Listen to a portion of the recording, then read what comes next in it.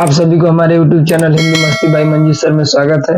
और कुछ दिनों से वीडियो जो है कि नहीं ला पा रहे थे, तो उसका रीजन था कि थोड़ा सा हम लोग ग्रामीण क्षेत्र से आते हैं जिसमें लाइट की जो है कि समस्या है। तो आज हम आपके लिए लेकर के आए हैं जो है कि क्रिया और विशेषण एक ही साथ, और आप देखेंगे। और जैसे ही एक दो दिन के बाद आपको प्रैक्टिस सेट और जबरदस्त तरीके से आपको देखने को मिलेंगे, और हर टॉपिक से क्वेश्चन, और एक दिन 50 क्वेश्चन केवल साहित्य का होगा और उसका भाषा का होगा, और उससे ज्यादा क्वेश्चन आपको नहीं देखने को मिलेंगे, जिसका हर प्रत्येक क्वेश्चनों को जो है कि प्रश्नों को कहा जाए तो ऑपरेशन करके आपको दिखाने का काम किया जाएगा। तो आइए आज पढ़ते हैं हम लोग, जो कि आज पढ़ेंगे हम लोग क्रिया। सबसे पहले क्रिया के बारे में जानेंगे। सबसे पहले हम पढ़ेंगे क्रिया के बारे में। किसके बारे में? क्रिया के बारे में। क्रिया के बारे में आप जानेंगे तो जानिए कि क्रिया क्या है। क्रिया के बारे में अगर मैं आपसे कहना चाहूं तो क्रिया जो है, आप इतना जानिए कि क्रिया की जहां पर कोई कर्ता किसी काम को करता है तो उसी को क्रिया कहते हैं। हम अपनी भाषा में कह सकते हैं कि जब कोई कर्ता किसी काम को करता है, किसी काम को करता है, तो उसे क्रिया कहते हैं। तो उसे क्या कहते हैं? क्रिया कहते हैं। तो उसे हम कहते हैं भैया क्रिया। यानी कि आप उसको कह सकते हैं कि जब कोई कर्ता किसी काम को करता है तो उसी को हम क्या कहते हैं? क्रिया कहते हैं, जिसको इंग्लिश में वर्ब बोलते हैं। क्या बोलते हैं? वर्ब। आराम से समझिए, कोई दिक्कत नहीं। आप जानिए कि क्रिया को संस्कृत में धातु कहा जाता है। क्रिया को संस्कृत में क्या कहते हैं भाई? धातु के नाम से जाना जाता है। किसके नाम से? धातु के नाम। धातु जो होगा, उस धातु में यदि हम ना जोड़ देंगे तो वो क्रिया के रूप में परिवर्तन हो जाता है। जैसे अगर धातु है, उस धातु में प्रत्यय के रूप में आप यदि ना जोड़ देंगे भैया तो वह क्रिया में परिवर्तन हो जाएगा। जैसे चल है, अब इसमें ना करेंगे तो ये हो जाएगा आपका चलना। क्या हो जाएगा आपका? ये हो जाएगा आपका चलना। अब जैसे जा दिया है भाई, अब इसमें ना जोड़ देंगे तो हो जाएगा जाना। क्या हो जाएगा भाई? जाना। अब इसी में पढ़ दिया है, पढ़ में यदि ना जोड़ देंगे तो ये हो जाएगा आपका क्या? पढ़ना। क्या हो जाएगा भाई? पढ़ना। तो ये जो है, इस तरीके से आप देख पा रहे हैं। क्रिया का मतलब आप जानिए कि जब कोई कर्ता किसी काम को करता है तो उसे क्रिया कहते हैं, और क्रिया को संस्कृत में धातु कहा जाता है। और आपको मैंने बताया कि धातु में जब प्रत्यय के रूप में जब ना जोड़ेंगे भाई तो वह आपका जो बनेगा, वह आपका क्या कहलाएगा? ये जो इधर वाले बन रहे हैं, यह सभी क्या है अपने आप में भाई? ये है क्रिया। ये क्या है भाई? क्रिया। तो शायद हमारी बातें आपको बिल्कुल समझ में आ रही होगी। और मैं बता दूं कि लगभग आपका 10 बजे शाम को पेपर के समय, पेपर को देखते हुए, और मैं ये सोच रहा हूँ कि 2 वीडियो डाला जाएगा प्रत्येक दिन। एक 10 बजे, सुबह 10 बजे से 11 बजे के बीच में, और एक जो वीडियो आपको डाला जाएगा, जो कि वीडियो डाला जाएगा वह डाला जाएगा आपका 6 बजे शाम को। तो आपको प्रत्येक दिन में 2 वीडियो डालने का मैं प्रयास करूंगा, जिससे आप आसानी पूर्वक पूरा सिलेबस के साथ और इम्पोर्टेंट चीजें पढ़ाई जाएगी जो कि यूपीपी से संबंधित है। आप ये कमेंट करके ना बोले कि सर आपने विशेषण में ये छोड़ दिया, सर आप जो है कि क्रिया में। मैं चाहता हूं कि आपको 10 दिन के अंतर्गत पूरा प्रैक्टिस सेट के साथ मैं प्रयास कर रहा हूं कि सभी जो है कि जिसमें साहित्य पढ़ाई दिया हूं उसमें भाषा आपको पढ़ाना है। और एक दिन आपको लेकर के आएंगे स्पेशल विलोम का, परिवाची का, श्रुति संविनार्थक शब्द का, और वह आपको बताया जाएगा और उसको किस तरीके से आपको देखना है और किस तरीके से समझना है। चलिए आगे चलते। ये तो क्रिया की कहानी थी। अब क्रिया को 2 भागों में बांटा गया। कौन कौन सा? थोड़ा देख लीजिए। इंपॉर्टेंट की बात कर रहे हैं मैं पेपर के दृष्टि से। आप जानिएगा क्रिया को 2 आधार पर बांटा गया है। दो आधार पर बांटा गया है।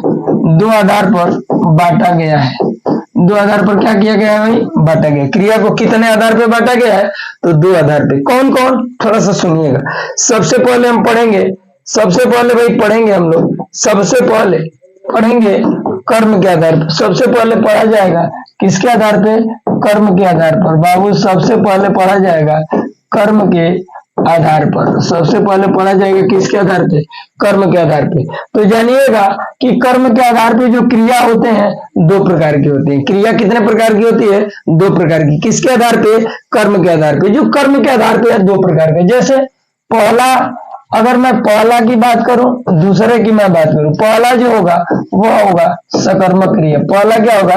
सकर्मक क्रिया होगा। सकर्मक क्रिया होगी भाई। दूसरा होगा आपका अकर्मक क्रिया। क्या होगा?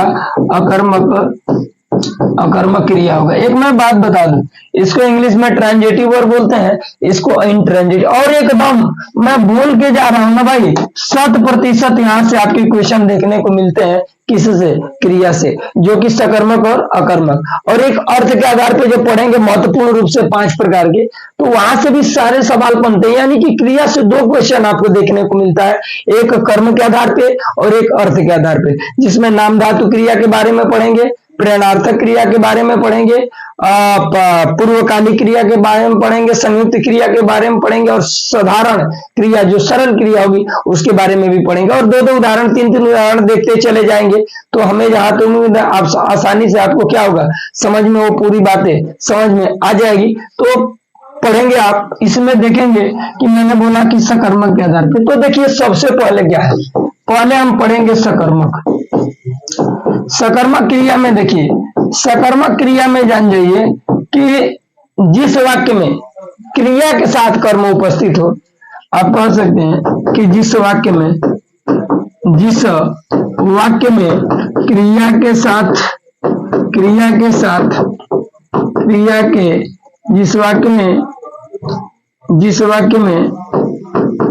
क्रिया के साथ कर्म, क्रिया के साथ क्या भाई? कर्म उपस्थित हो,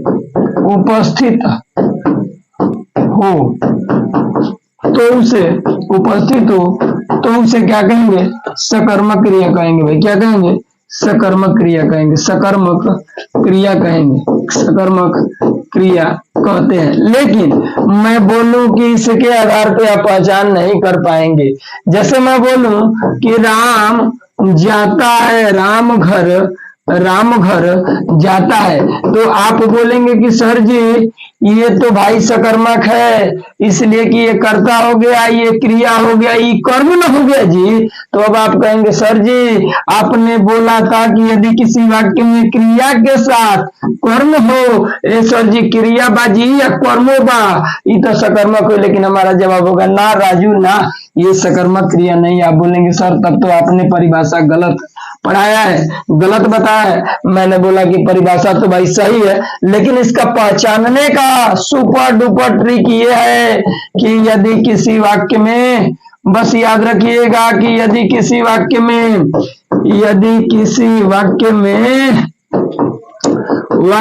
क्रिया से पहले बाबू हो राजू हो, क्रिया से पहले क्या लगाकर, क्रिया से पहले क्या लगाकर प्रश्न पूछा जाए और उसके बदले उत्तर मिले। उसके बदले क्या मिले भाई? उत्तर मिले। तो सकर्मक का सबसे परिभाषा से बढ़िया भाई है, सबसे बढ़िया आपका है पहचान। आप पहचान जानिए, सबसे बढ़िया है। पहचान को जानेंगे कैसे? यदि क्रिया से पहले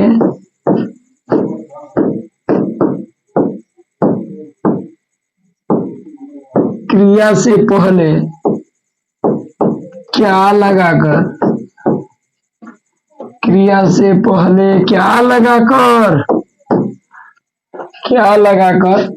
प्रश्न पूछा जाए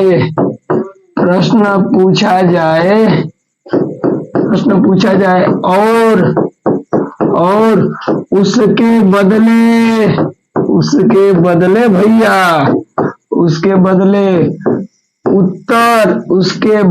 उत्तर मिलने की संभावना हो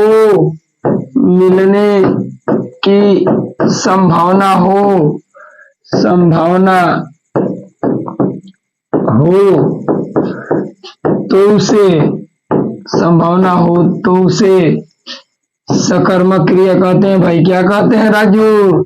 सकर्मक क्रिया। अरे बाबू कुछ मत जानिए जी, सकर्मक क्रिया कहते हैं बस। अब आप आए हैं मंजीत सर के मार्गदर्शन में तो हौला समझ में आएगा। बस जैसे सबसे पहले जानिएगा कि एग्जाम्पल के तौर पे आप जान जाइए। जैसे मैं किताब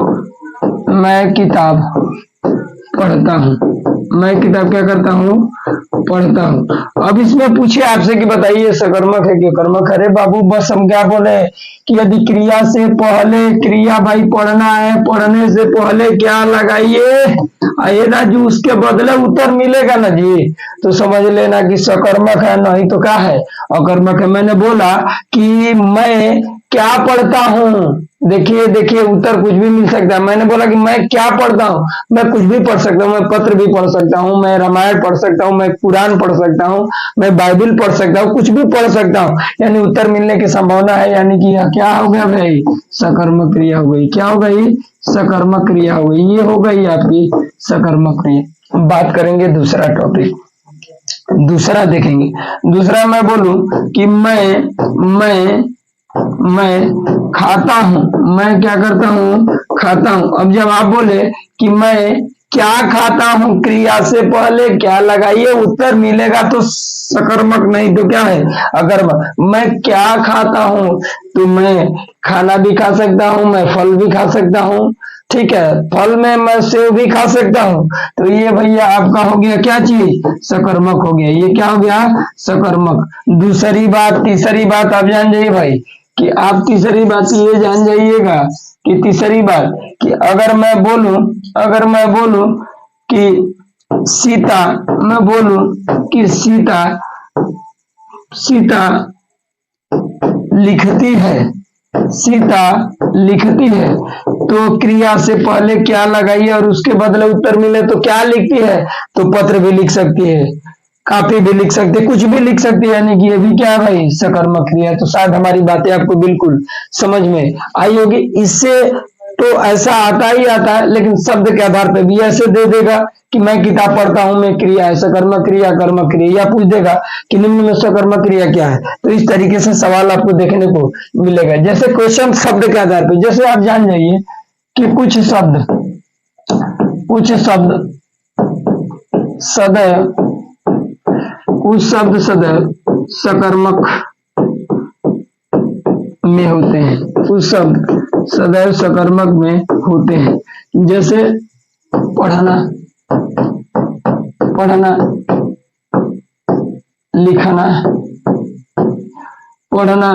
लिखना, खाना, पीना, ठीक। उसके बाद पढ़ना, लिखना, खाना, पीना, धोना,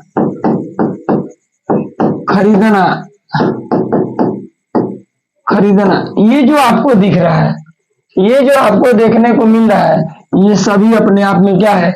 सकर्मक क्रिया। अगर ये किसी क्रिया में भी अगर ये दिखता है, पढ़ना, लिखना, खाना, पीना, तो आप समझ लीजिएगा ना कि वह सकर्मक क्रिया है। जैसे क्वेश्चन क्या बनेगा कि निम्न में सकर्मक है, तो ऑप्शन ए, बी, सी और डी बना दिया। जैसे बनाया क्या कि बोल दिया सोना, अरे बाबू सोना वाला नहीं है बाबू, सोना है, सोना दे दिया। मान लेते हैं दे देगा लिखना, क्या दे देगा भाई? लिखना। दे देगा रोना, क्या दे देगा? रोना। सी दे देगा चलना, अब आप बोलोगे सर इसमें कैसे क्या लगाकर प्रश्न पूछे? बात बुर्बक पागल हो गया जी। सोना में लिख लो कि मैं सोता हूं, तो मैं क्या सोता हूं? मैं क्या सोता हूं, उत्तर मिलने की संभावना पर अजीबो गजीबो दिख रहा है, तो इसलिए सकर्मक क्रिया नहीं है। रोने के पास जाइए, मैं क्या रोता हूं, अरे ये रहे कि मैं कब रोता हूं, मैं क्यों रोता हूं, तो समझ में आ रहा है, लेकिन क्रिया से पहले बाबू क्या लगाना है, क्रिया से पहले क्या, और उसके बदले यदि उत्तर मिले तो भैया सकर्मक है, और यदि नहीं मिले तो भैया क्या है, अकर्मक है। अकर्मक होगा कब, जब उत्तर नहीं मिलेगा तब, सकर्मक होगा तब जब उत्तर मिल जाएगा तो इस तरीके से आप देखेंगे। अब देखिए चलना में क्या चलना, सकर्मक नहीं है भैया, ये भी अकर्मक है, अब ये भी अकर्मक है, बच गया लिखना। मैं क्या लिखता हूं, तो मैं पत्र लिखता हूं, यानी कि यही ऑप्शन क्या हो जाएगा, सही हो जाएगा। तो इस तरीके से भी आपको सवाल देखने को मिल सकता है। ठीक है, आगे चलते हैं, और ये सवाल पूछे जाते हैं इस तरीके से, एकदम एक नंबर एक क्वेश्चन एकदम तय है, उसको कोई बदलने वाला नहीं। अगला क्वेश्चन देखेंगे भाई, अगला देखेंगे हम लोग अकर्मक क्रिया, दूसरा होगा जो कि अकर्मक क्रिया, अकर्मक क्रिया। इसमें मैं बता दूं आपसे कि अकर्मक क्रिया में जान लीजिए कि यदि किसी वाक्य में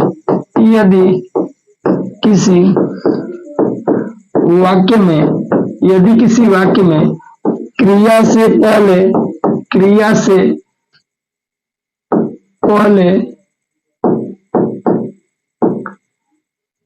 क्रिया के साथ कर्म, किसके साथ भाई, क्रिया के साथ कर्म न हो तो उसे अकर्मक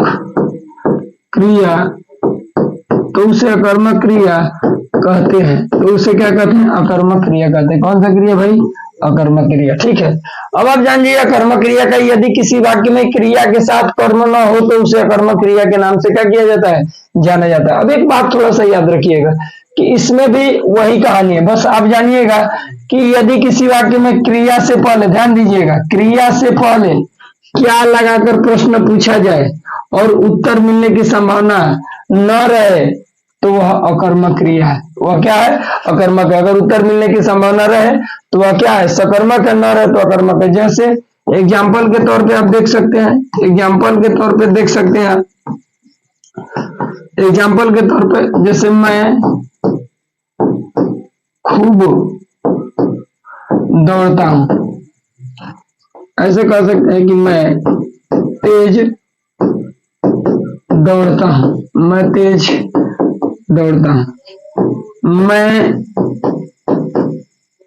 मैं रात में सोता हूं, मैं रात में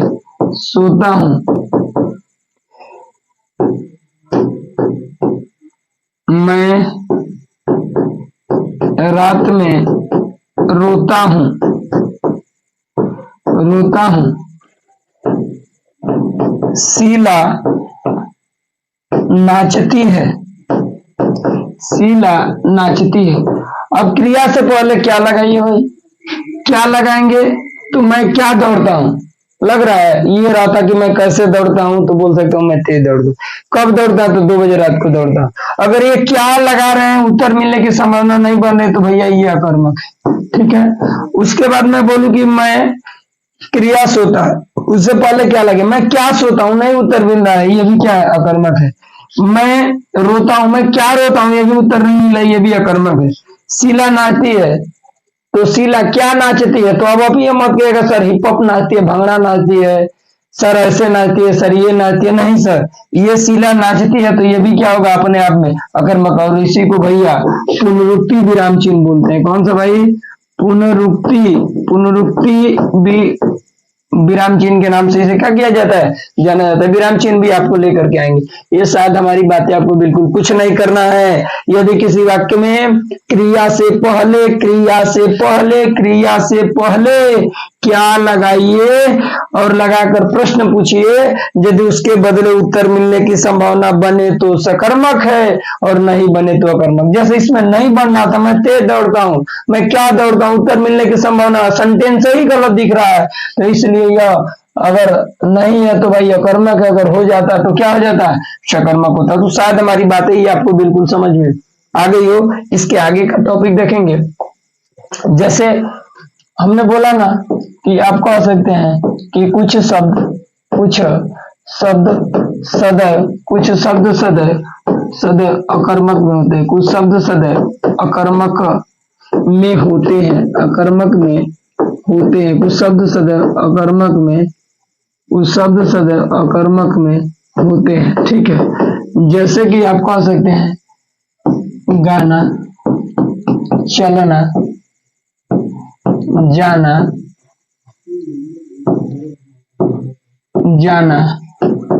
कह सकते हैं दौड़ना, क्या कह सकते हैं भाई, दौड़ना। ठीक, हंसना कह सकते हैं, हंसना, कह सकते हैं रोना, क्या कह सकते हैं, रोना। ऐसे कर सकते हैं आप, इस तरीके से बातें बोल सकते हैं। अब इसमें सवाल आपसे पूछेगा कि जैसे पूछ देगा, क्वेश्चन बनाएगा कि अकर्मक है, क्या है भाई, अकर्मक है, तो आप ए बी सी डी बना दे। जैसे बोल दिया कि पढ़ना, क्या बोल दे भाई, पढ़ना। बोल दिया खाना, क्या बोल दिया, खाना। बोल दिया आपसे लिखना, क्या बोल दिया भाई, लिखना। अब आपसे बोल दिया मान लेते हैं दौड़ना, क्या बोल दिया भाई, दौड़ना। तो आप ये देखिए, पढ़ना तो क्या पढ़ता है, कुछ भी पढ़ सकता है, सकर्मक है। क्या खाता है, कुछ भी खा सकता है, सकर्मक है। क्या लिखता है, कुछ भी लिख सकता है, लेकिन क्या दौड़ता है, ये बातें क्लियर नहीं है, इसलिए कौन सी क्रिया है, तो अकर्मक क्रिया है। कौन सी क्रिया भाई, अकर्मक क्रिया। तो शायद हमारी बातें आपको बिल्कुल समझ में आई होगी। अब थोड़ा सा हम चलते हैं अर्थ के आधार पे, जो कि यहाँ से एक क्वेश्चन एकदम तय है, यूपीपी आपको बना करके देगी, यूपी बोर्ड, यूपी का जो आपका सवाल रहेगा वो बिल्कुल आएगा क्रिया से। अब हम पढ़ेंगे क्रिया में ही अर्थ के आधार पे, जो कि 8 तो होते हैं, लेकिन महत्वपूर्ण रूप से आपको 5 चीजें देखने को मिलेगी, देखेंगे। अब ये टॉपिक होगा अर्थ के आधार पर, अर्थ के आधार पर। तो अर्थ के आधार पर देखिए, अर्थ के आधार पे जो क्रिया होती है, अर्थ के आधार पे क्रिया जो होती है ना, 5 भी होती है, कहीं कहीं 8 भी। अगर आपको दोनों देना तो आपको 5 पे सही करते हैं, अगर केवल 8 दे तो 8 पे सही करेंगे। ठीक है, जैसे सबसे पहले हम पढ़ेंगे, सबसे पहले देखेंगे कौन कौन सी क्रिया, और ये उदाहरण 2-2 4-4 देखेंगे तो हमें उम्मीद है कि आपको बिल्कुल समझ में आएगा। सबसे पहले आप जानिए सामान्य क्रिया। कौन सा क्रिया, सामान्य क्रिया। सबसे पहले सामान्य क्रिया जान जाइए, उसके बाद संयुक्त क्रिया जान जाइए। कौन सी भाई क्रिया, संयुक्त क्रिया, संयुक्त क्रिया। ठीक है, उसके बाद आप जान जाइएगा पूर्वकालिक क्रिया। कौन सी क्रिया भाई, पूर्वकालिक क्रिया, पूर्वकालिक क्रिया आप जान जाइए। उसके बाद आप जान जाइएगा प्रेरणार्थक क्रिया, प्रेरणार्थक क्रिया आप जान जाइएगा। उसके बाद आप जान जाइएगा नाम धातु क्रिया, नाम धातु क्रिया, ये होगा नाम धातु क्रिया। छठवां स्टार के तौर पे आप कह सकते हैं, एक होता है कृदंत क्रिया। कौन सा क्रिया भाई, कृदंत क्रिया, आप जानिएगा कृदंत क्रिया। देखिए नाम से ही इसमें उपस्थित है। आप जानिएगा पहला सामान्य क्रिया है, दूसरा संयुक्त क्रिया है, तीसरा पूर्वकालिक क्रिया है, चौथा प्रेरणार्थक क्रिया है, पांचवा जो है नाम धातु क्रिया है। तो इसको कैसे किस तरीके से आपको करना है ये देखेंगे और ये समझेंगे, और आपको हमें जहां तक उम्मीद है आपको पूरी बातें समझ में आएगी और इसमें किसी प्रकार की दिक्कत होनी नहीं चाहिए। चलिए आगे देखते हैं, ये पढ़ेंगे हम। सबसे पहले सामान्य क्रिया क्या है, सामान्य क्रिया। सबसे पहले आपका हेडिंग होगा सामान्य क्रिया का, ये होगा सामान्य क्रिया। सबसे पहले आपका हेडिंग होगा सामान्य क्रिया। सामान्य क्रिया का मतलब आप समझ लीजिए, जिसमें आप कह सकते हैं सिंपल में कोई क्रिया उपस्थित हो। सामान्य क्रिया का मतलब जैसे क्या, उदाहरण देखते चले जाएंगे। उदाहरण देखेंगे तो हमें जहां तक उम्मीद है आप समझ पाएंगे अच्छा से। आप सिंपल में देखेंगे, सिंपल में देखेंगे, तुम फल खाते हो, तुम फल खाते हो, खाते हो एक नंबर का है। ये जो है आपका सामान्य क्रिया, इसमें कोई डाउट नहीं। बोल देगा सीता गीत, गीत गाती है, सीता गीत गाती है, तो ये आप जान जाइएगा, ये आप जान जाइएगा कि आप जान जाइएगा सीता, ठीक, आप जान जाइएगा कि सीता गीत गाती है। मैं फल, मैं फल लाता हूँ, मैं फल लाता हूँ, ये आप समझ लीजिए कि यह जो होगा सामान्य क्रिया होगा। जैसे तुम बाजार, तुम बाजार जाते हो, तुम बाजार जाते हो, तो ये भी जो होगा आपका कौन सा सामान्य क्रिया होगी। उसके बाद फूलमती, फूलमती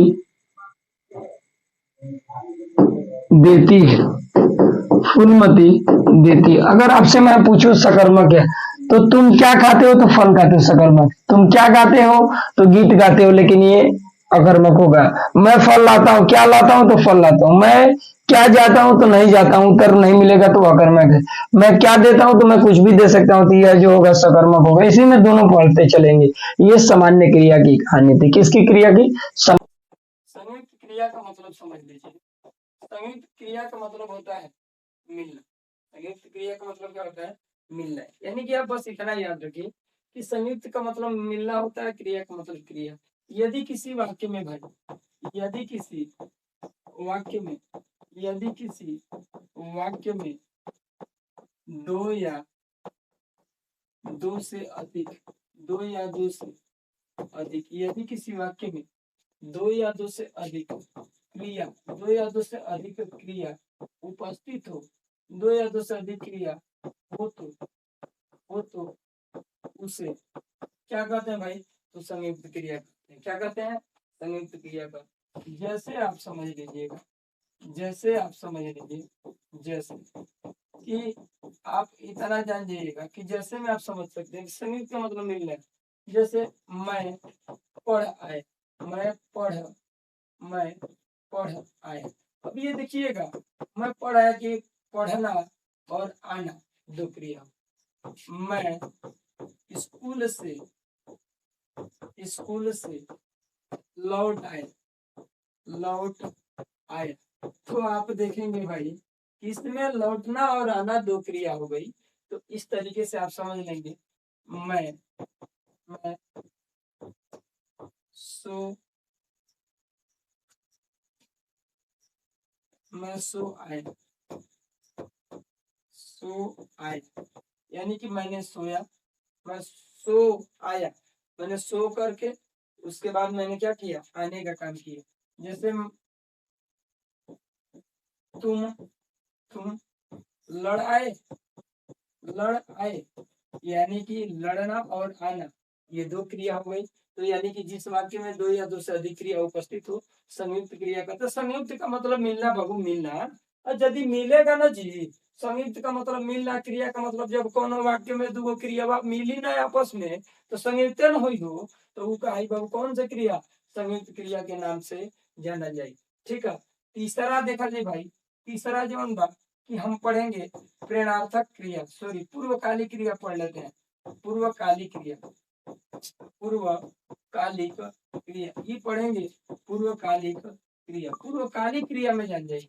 पूर्वकालिक क्रिया का मतलब होता है कौन क्रिया समाप्त हो, शुरू होके से कोई क्रिया के समाप्त हो जाने के बाद पुनः कोई दूसरा। अरे भैया हो राजू हो, बस नोट जाना ना बाबू, कौन क्रिया होके ओकरा अंत में कर लागल होके, बस ना आओ देखिए ना ताओ देखिए, वो का होई बाबू? पूर्वकालिक क्रिया हुई। जैसे नहाकर, जैसे नहाकर, पढ़कर, पढ़कर, चलकर, चलकर बाबू, हंसकर बाबू, हंसकर। यानी कि आप इतना याद रखिएगा कि यदि किसी वाक्य में एक क्रिया के समाप्त हो जाने के बाद पुनः दूसरी क्रिया समाप्त हो जाएगी ना बाबू, तो वो कहेगा ससुरा कौन क्रिया जी, पूर्वकालिक। कुछ मत जानिए, कही आई मास्टर साहब कहें मिल गई कराई बात। इसका मतलब आप समझ जाएंगे कि जब मास्टर साहब बोले थे कि कोई क्रिया होगा, उस क्रिया के अंत में कर जुड़ा हो, तो आप समझ लीजिएगा कि वहां पे होगा पूर्वकालिक क्रिया। तो शायद हमारी बातें आपको बिल्कुल समझ में आई होगी, और बिल्कुल समझ में आना चाहिए, क्यों नहीं आना चाहिए। अगला देखेंगे, अगला टॉपिक जो होगा, जो टॉपिक होगा चौथा देखेंगे हम लोग। चौथा चौथा जो होगा वो होगा प्रेरणार्थक क्रिया। क्या होगा भाई, प्रेरणार्थक क्रिया। प्रेरणार्थक क्रिया का मतलब आप समझ लीजिए, प्रेरणार्थक क्रिया क्या है। प्रेरणार्थक क्रिया का मतलब होता है जो काम, जो कार्य, जो कार्य स्वयं न करके, जो कार्य स्वयं न करके, जो कार्य स्वयं न करके किसी दूसरे से कराया जाए, किसी दूसरे से, किसी दूसरे से कराया जाए, किसी दूसरे से कराया जाए, किसी दूसरे से कराया जाए, तो वहां पे प्रेरणार्थक क्रिया होगा। बस आप ये जान जाइएगा।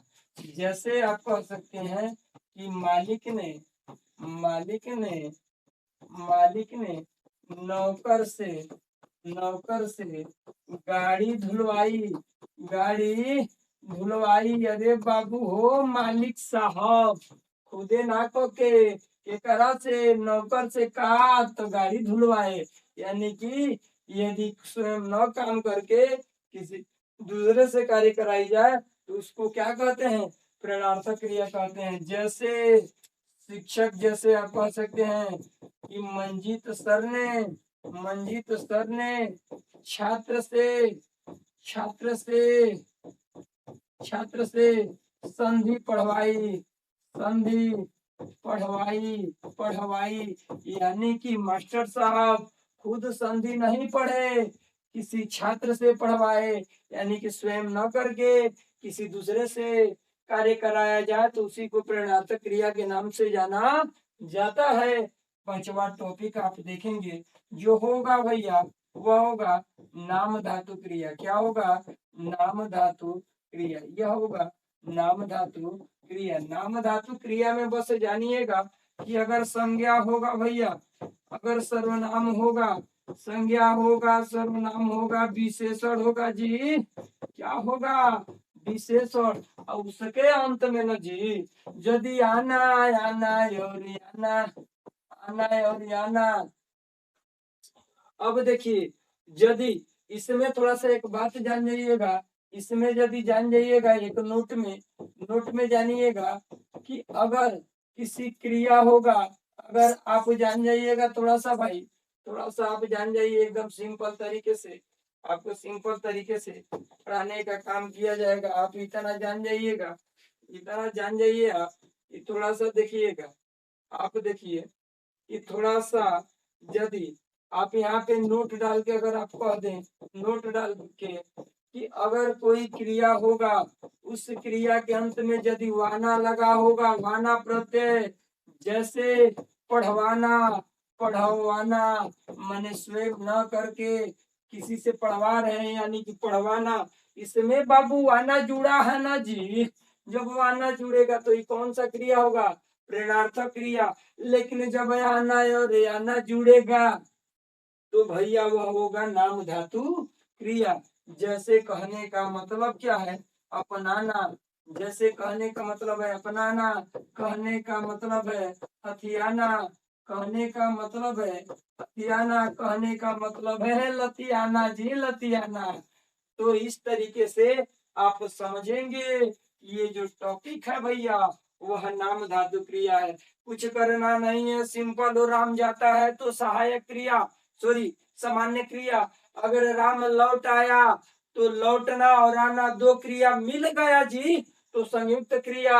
और मैंने बोला पूर्वकालिक क्रिया की कुछ नहीं करना है, क्रिया होगा अंत में कर लगा होगा। यानी कि जो कार्य स्वयं न करके किसी दूसरे से कराया जाए तो उसको कहते हैं पूर्वकालिक क्रिया। और चौथा मैंने आपको बताया प्रेरणार्थक क्रिया। मैंने ये बताया कि जिस क्रिया में स्वयं न करके किसी दूसरे से काम को करवाया जाए उसको प्रेरणार्थक क्रिया। या मैंने बोला कि मैंने बोला जी थोड़ा ध्यान दो। मैंने बोला आपसे कि यदि कोई क्रिया होगी उसके अंत में वाना प्रत्यय जुड़ेगा और जो शब्द बनेगा वह कहलाएगा भैया प्रेरणार्थक क्रिया।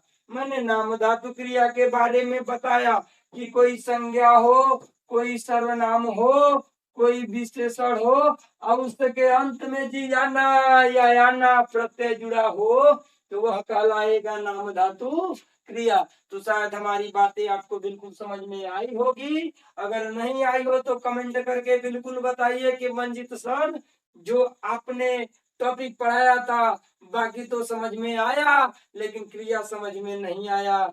तो मैं गारंटी नहीं गारंटा के साथ आपको बता देना चाहता हूँ कि हम पढ़ाएं और आपको समझ में न आए ऐसा हो ही नहीं सकता। ये बाबू मजा आएगा कब जी जब प्रैक्टिस सेट करेंगे तो जब भी क्वेश्चन आएगा सब ये टॉपिक रहेगा यहाँ से बनेगा जब दिखेगा सब न जहाँ दिखाए हथिया न कहेंगे या ना है तो नाम धातु है जी।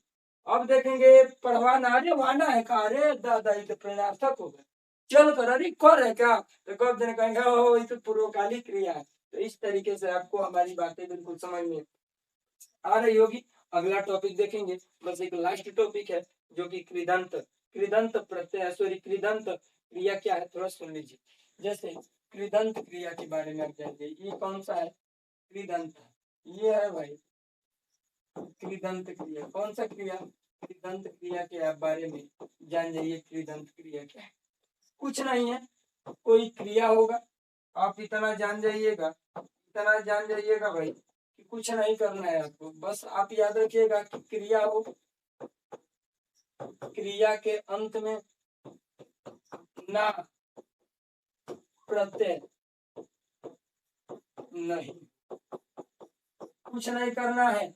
कोई क्रिया होगा उसमें ना प्रत्यय नहीं हो माने ये नहीं होगा यानी कि कहने का मतलब होगा क्रिया है उसमें गा हो सकता है ये हो सकता है गी हो सकता है ता हो सकता है ती हो सकता है ते हो सकता है ये हो सकता है लेकिन ये नहीं हो सकता ये हो नहीं सकता कि ना आ जाए और वो कृदंत क्रिया हो जाए। लेकिन अगर ये आ जाए तो पक्का है कि वो कृदंत क्रिया है। जैसे मैंने बोला पढ़ेगा मैंने बोला चलेगा मैंने बोला जाता है मैंने बोला खाता है। इस तरीके से अब इसमें ना नहीं ना आया है जी जब ना नहीं आया इसका मतलब वो कौन सी क्रिया होगी कृदंत क्रिया होगी। तो शायद हमारी बातें आपको बिल्कुल समझ में आई होगी। अगले वीडियो में आप पढ़ेंगे जो कि आप पढ़ेंगे जिसका नाम होगा विशेषण और उसको आसानी तरीके से आपको पढ़ाने का प्रयास किया जाएगा और केवल वही चीजें पढ़ाई जाएगी जो कि आपके पेपर से रिलेटेड हो ज्यादा टॉपिक नहीं पढ़ाया जाएगा केवल उसी टॉपिक पे ध्यान दिया जाएगा समय को देखते हुए कि आपका बस केवल काम बन जाए। और जब ये टॉपिक समाप्त हो जाएगा तो आपको जैसे यूपीपी की पेपर समाप्त होता है तो जितने भी है जिस जिस भी वैकेंसी में आपको हिंदी आज आती है वहां पे मैं शून्य से शिखर तक पढ़ाने का प्रयास करूंगा शून्य से शिखर तक। और इसका जो है कि हिंदी का स्पेशल जो है कि आपका आप फाउंडेशन क्लास आपको देखने को मिलेगा और वह बिल्कुल जो होगा भैया वह निःशुल्क होगा। बिल्कुल क्या होगा भाई बिल्कुल वह जो होगा आपका बिल्कुल जो होगा वह निःशुल्क होगा उसमें किसी प्रकार का आपको शुल्क लगने वाला नहीं है। जो कि यूपीपी के बाद जो फाउंडेशन बैच चलने वाला है उसमें आपको केवल निःशुल्क आपको देना पड़ेगा उसमें किसी प्रकार की धनराशि की आपकी आवश्यकता नहीं है। तो आप ज्यादा से ज्यादा इस जो है कि चैनल को सब्सक्राइब कीजिए ज्यादा से ज्यादा शेयर करिए और एक दूसरे को बताना ना भूलिए और कमेंट करना ना भूलिए। और आपसे ही मैं चाहता हूं कि आपके लिए मेहनत किया जाए। आप ही बताइए समाज को बताइए अपने आप को बताइए कि हाँ मंजी सर हिंदी लाजवाब पढ़ाते हैं जो टॉपिक पढ़ाए थे उससे सवाल आपके यूपीपी के हिंदी में, जिसमें 37 है, जो 37 में 37 करके आने का काम करिए और आपको किसी प्रकार की दिक्कत नहीं होगी। तो शायद हमारी बातें आपको बिल्कुल समझ में आई होगी। तो धन्यवाद। जय हिंद, जय भारत। खूब पढ़िए और तब तक पढ़िए जब तक वर्दी आपके जो है कि शरीर पे चढ़ा ना जाए, तब तक पढ़ते रहिए। धन्यवाद।